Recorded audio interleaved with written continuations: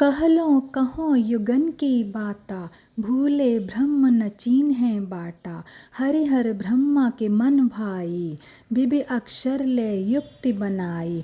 बिबि अक्षर का कीन्ह बंधाना, अनहद शब्द ज्योति परमाना। अक्षर पढ़ि गुनी राह चलाई, सनक सनंदन के मन भाई। वेद कितेब कीन्ह विस्तारा, फैल गैल मन अगम अपारा। चहुँ युग भक्तन बांधल बाटी, समुझी न परली मोटरी फाटी।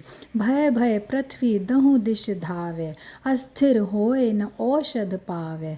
होए बिहिस्त जो चित्त न डोलावे, खसमहि छाणी दो जख को धावे। पूरब दिशा हंस गति होई, है समीप संधि भुजे कोई। भक्ता भक्तिक कीन्ह सिंगारा, बूढ़ी गैल सब मांझल धारा। कबीरदास जी कहते हैं, युग युगांतरों की पुरानी बातों का वर्णन कहाँ तक किया जाए। मनुष्य ब्रह्म ब्रह्म तो कहते रहते हैं, परंतु उनके सृष्टिकर्ता को स्वयं भूल जाते हैं। वे कल्याण की बातों को भी नहीं पहचानते हैं। विष्णु, शिव जी और ब्रह्मा जी के मन को यह उत्तम लगा कि ओम सोहम को मोक्ष प्राप्ति का साधन बनाया जाए, और इन तीनों देवताओं ने इसका प्रतिपादन किया। इन दोनों अक्षरों रकार मकार से जप इत्यादि का संकेत दिया, जप आदि का विधान किया और उसी को परम ब्रह्म मानकर प्रमाणित किया।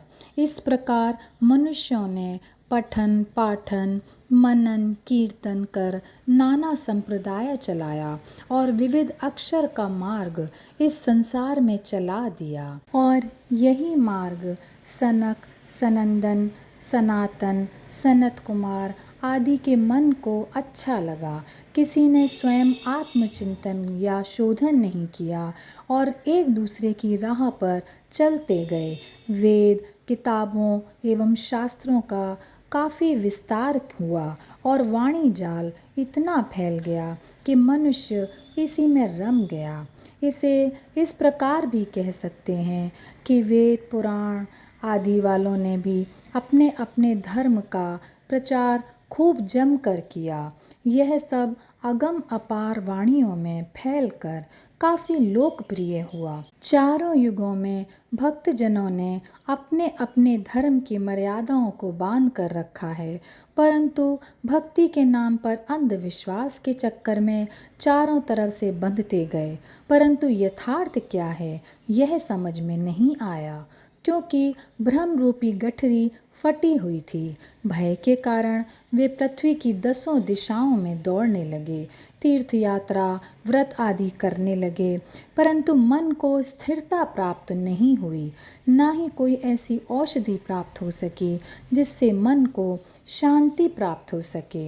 यदि मन को चैतन्य में स्थिर करें तो सद्गति प्राप्त हो सकती है, वरना अधोगति कर्तव्य से सद्गति मिलना असंभव है तथा नरक में जाना पड़ता है।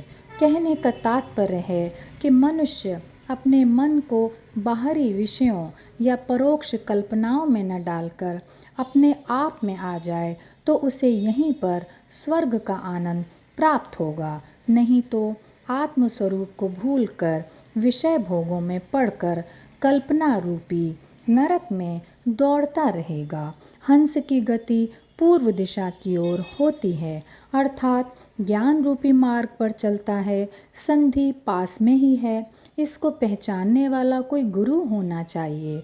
यह बोध संतुष्टि तो पास में ही है, परंतु इस रहस्य को कोई समझाने वाला भी तो होना चाहिए।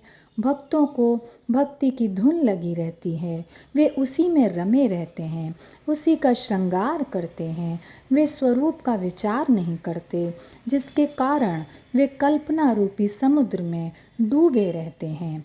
कहने का तात्पर्य है कि विश्व में अधिकांश व्यक्ति किसी परोक्ष कल्पित देवता के ही भक्त बने रहते हैं। वे रात दिन 24 घंटे भक्ति का ही श्रृंगार करते रहते हैं और कल्पनाओं की धारा में डूबे रहते हैं।